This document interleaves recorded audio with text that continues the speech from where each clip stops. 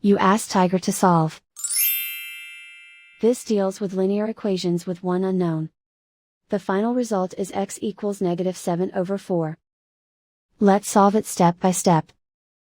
Group all constants on the right side of the equation. Subtract 14 from both sides. Group like terms. Simplify the arithmetic.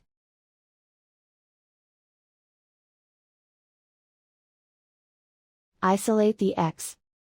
Divide both sides by 8. Simplify the fraction. Find the greatest common factor of the numerator and denominator. Factor out and cancel the greatest common factor. And so the final result is x equals -7/4.